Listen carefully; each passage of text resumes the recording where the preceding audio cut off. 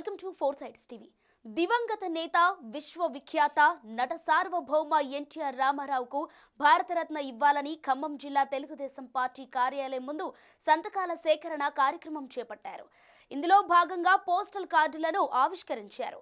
Vote for NTR అని రాసి ఉన్న ఈ కార్డులపై రాష్ట్రపతి కార్యాలయం అడ్రస్ ప్రింట్ చేశారు. ఇప్పటికైనా ప్రభుత్వాలు స్పందించి ఎన్టీఆర్ కు భారతరత్న ఇవ్వాలని కోరారు. స్వర్గీయ నందమూరి తారక రామారావు అని పేరు గల వ్యక్తి తెలియని తెలుగువారు లేరు. ఆయన 1982లో తెలుగుదేశం పార్టీని స్థాపించారు. 9 నెలల కాలంలో ముఖ్యమంత్రి అయ్యాడు.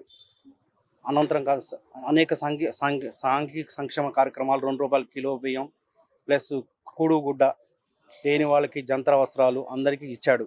అందరు పేదవారికి దగ్గర అయ్యాడు. ఆయన చేపట్టిన సంస్కరణలు భారతదేశంలో ఎన్నో రాష్ట్రాలు స్ఫూర్తిదాత అయ్యాడు. 1983 నుంచి 96 వరకు ఆయన ముఖ్యమంత్రిగా పదవి కాలం చేపట్టాడు. తర్వాత ఆయన పరమోత్పదించిన తర్వాత చంద్రబాబు నాయుడు గారు ముఖ్యమంత్రిగా చేపట్టి రాష్ట్రాన్ని 2 రాష్ట్రాలు ఉప ముఖ్యమంత్రి చేపట్టినాడు.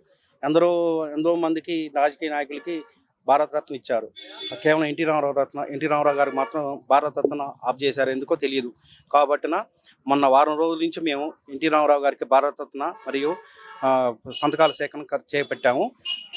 పోస్ట్ కార్డు ఉద్యమం ద్వారా రాష్ట్రపతి అడ్రస్కి 5-6 వేల మందికి పోస్ట్ కార్డు ఉద్యమం ద్వారా చేపడుతున్నాం.